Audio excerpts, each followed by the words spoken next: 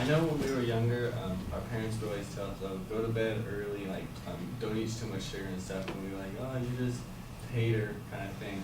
And then we would, do it anyways, and then we'd realize the following day, or later that night, that was an awful idea. I'm so tired, or I feel sick to my stomach with all that sugar. And that kind of leads me to my quote saying, by the time a man realizes that maybe his father was right, he usually has a son who thinks he's wrong. And I want to kind of interpret this in two ways. One, in kind of the literal sense, just but not to an extreme amount of time to realize it. And also in the way that sometimes you may get advice and not pay too much attention to it, but it really sets in the back of your mind. And I'm going to go over that in school, in your work, and in finances. I know when I was in elementary school and middle school and high school, my parents, I would have a big problem with doing homework. Like, I never did it. I hated doing it. And they would always tell me, you need to do your homework. It's going to help you pay off in the long run. And I was like, oh no, like, I can get by, whatever. I'll do final tests or whatever. And I mean, it got me through schooling, but now, like, I couldn't go to the college that I want to. Now it's really taking its toll on me now. So now I'm realizing probably should have listened to him, and I know in the future when I have a son, I'm probably going to tell him the same thing, and he's going to say, no, I'm not going to do my homework. It's going to be a full cycle. And then that brings me into work, which is where the advice kind of sets in the back of your mind. My dad had always kind of instilled a strong work ethic when you're at work. Kind of take responsibility, just do your stuff, listen to your bosses and things. And he always told me that as a kid and stuff like that. And I kind of was like, whatever, just, work, I'm not even working yet.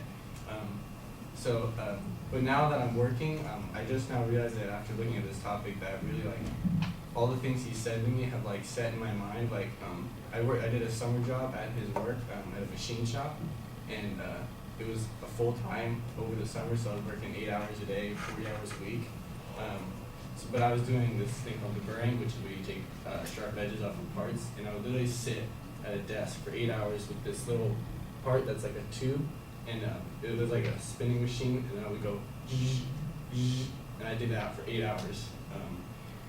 That was tough, but I realize now that I did it because of what my dad taught me, just do your work, don't complain, kind of get it done. And this leads me to kind of your financial stuff. My parents have always told me to budget and to make sure and keep track of your finances, and it's starting to come up now on me that I haven't been doing it as of late, or recently, but I recently have, or in the past I haven't been doing that. I would just get my paycheck and spend it all by the time I got my next paycheck, and I wouldn't put any in the savings.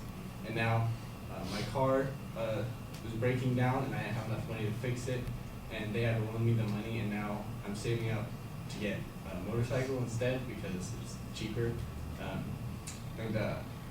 My laptop just broke, and luckily I had savings put away for the motorcycle, but I had to take out of that to buy for my new laptop. So I'm realizing now saving is really important. They've always drilled that in my head, but I haven't really paid too much attention until now, which is good that I started listening to them back then. But so after talking about the advice your parents give you in school and doing homework in my case, and in work, when they tell you good work ethic, it kind of set in the back of my mind, even though I didn't realize it. And then also in your finances, where they might have given you advice and it didn't apply to you then, but you realize it later on in life. It's pretty obvious that it is kind of true that you usually don't realize how important the advice is until it's too late. Thank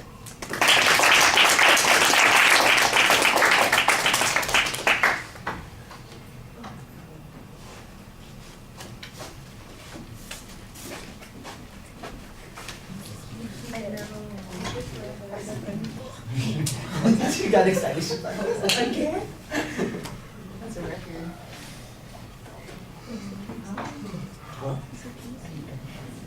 Stop.